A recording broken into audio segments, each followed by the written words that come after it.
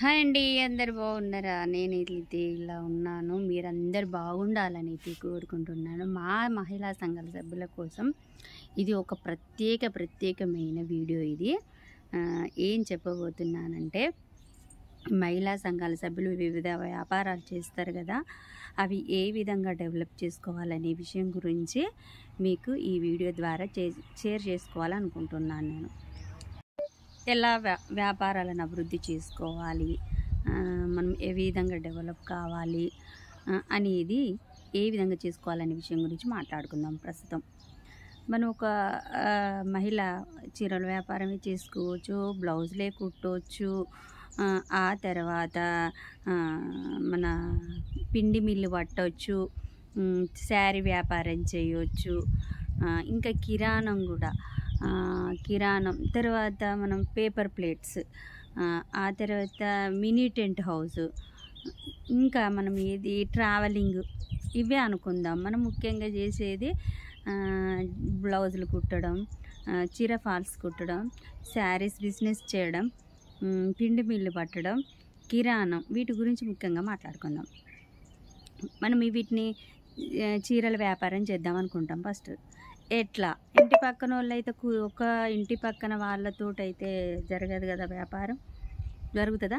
జరగదు. అందరికీ తెలియాలి. ఏం చేయాలి? అందరికీ తెలియాలంటే మనం ఏం చేయాలి? అందరికీ తెలియాలి అంటే మనం ఏం చేయాలి? దాన్ని ప్రచారం చేయాలి. ప్రచారం అంటే డప్పు కొట్టుకుని ప్రచారం చేయడం కాదు.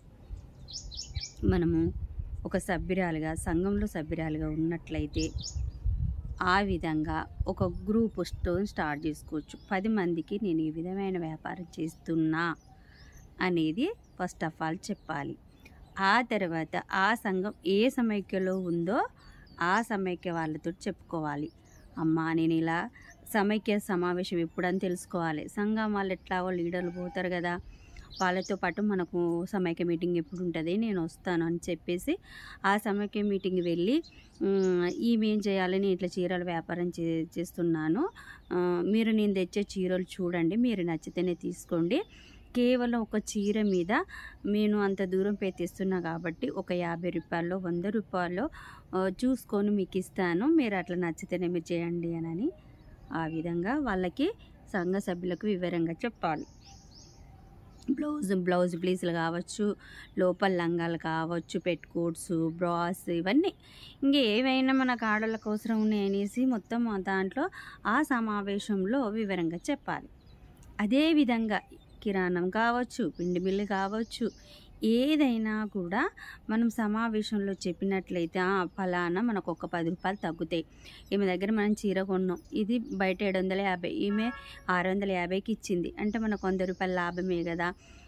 మనం ఒక 100 రూపాయలు పెట్టొచ్చాము అంటే మనం బస్సు పోతాం ఒక చీర తెచ్చుకోవడానికి, వరంగల్కే పోవచ్చు, హైదరాబాద్కి పోవచ్చు, ప్రత్యేకంగా చీరలకు పోము, కాకపోతే పోయినప్పుడైతే ఛార్జీలు అవుతాయి కదా, ఆ ఛార్జీలు ఎక్కేసుకొని పోతే మేము 100 రూపాయలని తీసుకుంటే మీకు బెనిఫిటే. ఎట్లాగా ఎటుపోయినా 100 ఎక్కువనే అవుతాయి కానీ 100 లోపు అయితే కావు కదా. అదేవిధంగా చీరలది అయిపోయింది. పిండి మిల్లు వేసుకుందాం.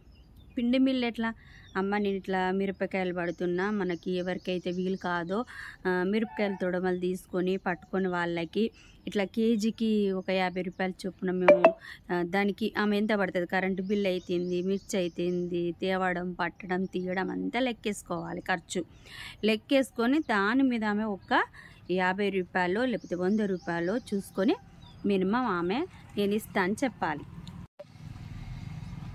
ఆమె 100 రూపాయలదంటే మనం అంత ఖర్చు, మిరపకాయలు తేవాలి, ఎండబెట్టాలి, పట్టియాలి, తర్వాత మిల్లు ఖర్చు, దాంట్లో మనం పోవడం రావడం అనేది ఉంటుంది. కాబట్టి మనం ఏం చేయాలి, ఇట్లా అమ్మ ఒకరు మేము కారం కూడా కారమైన, పసుపైన, పిండైనా మీకు నచ్చితే తీసుకోండి అనే ముచ్చట ఫస్ట్ చెప్పాలి. మళ్ళీ మీరు నచ్చపోయినా నా కారం నాది నాకు తిరిగి ఇచ్చేయండి అనే ఒక్క మాట చెప్పినట్లయితే వాళ్ళకు నమ్మకం కలుగుతుంది. కలిగి ఆ తర్వాత అమ్మ మనం అందరూ మిరపకాయలు తెచ్చుకొని పట్టించుకునే స్థితిలో ఉండరు. కొందరికి చేతనైతే కొందరికి చేత కాదు. ఈ రోగాలతోటి ఎవరికి చేతగాని స్థితిలో కొంతమంది ఉంటారు, చేసుకోరు. కాబట్టి ఒక్క 100 రూపాయలు మనకు ఎన్నో ఖర్చు అవుతున్నాయి అన్న ఉద్దేశంతో ఆమెతో చెప్పి అమ్మ నాకు 2 కేజీల కారం కావాలి, పచ్చడి పెట్టుకుంటానంటే ఉప్పు కలపరు. కొందరు తేజకాయలు తింటారు, కొందరు అట్లా ఇట్లా పట్టాలి, అట్లా ఎట్లా పట్టేయమంటే ఆమె అట్లా పట్టిస్తారు ఒక మిల్లు. అట్లా మనం ఆ మహిళల్లో మన దాంట్లో మనమే అభివృద్ధి చేసుకోవచ్చు. ఎక్కడికో పోయి ప్రచారం చేయాల్సిన అవసరం లేదు. ఫస్ట్ మన సమైక్య, మన సంఘం పరిధి సమైక్య పరిధి వరకు మనం డెవలప్ చేసుకోవచ్చు. ఇంకా కొంచెం కావాలనుకుంటే మనం జిల్లా స్థాయి సమైక్య, పట్టణ సమైక్య ఉంటుంది, అక్కడికి కూడా వెళ్ళొచ్చు. ఒకరు పెట్టింది ఒకరు పెట్టొద్దు. ఒక చీరల వ్యాపారం అయితే మనం ఏరియాకు ఏరియా ఒక 3-4 ఏరియాలకు 5-6 పెట్టినా నడుస్తుంది. పిండి మిల్ అయినా నడుస్తుంది. ఇట్లా మీరు డెవలప్ చేసుకుంటే 10,000కు చిన్న ఫంక్షన్లు అయిననుకో మనది మనం పెట్టుకొని తక్కువకి ఇస్తున్నాం అనుకో, బయట వాటికి 4,000 అయితే వీళ్ళు 2,000కి ఇస్తున్నారంటే మన కాడికే వస్తారు కదా. అలా చేసుకున్నట్లయితే మీరు మంచి డెవలప్లో ఉంటారు. ఎందుకంటే ఒక బిజినెస్ ఏ విధంగా చేయాలనేది నేను కులంకషంగా మీకు సర్వే ద్వారా చేసి చెప్తున్నాను.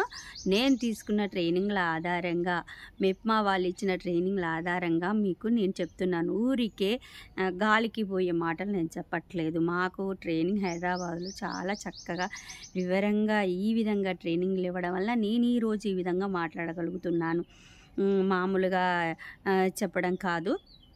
కరెక్ట్గా నేను చెప్పింది మీకే కరెక్టా కాదని ఆలోచించండి.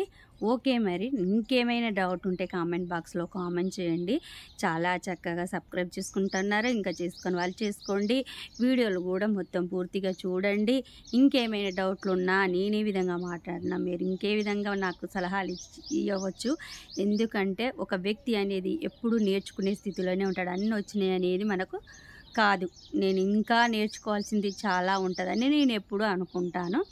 ఓకే, మరి నా వీడియో మీకు నచ్చినట్లయితే లైక్ చేసి సబ్స్క్రైబ్ చేయండి. బాయ్ మరి.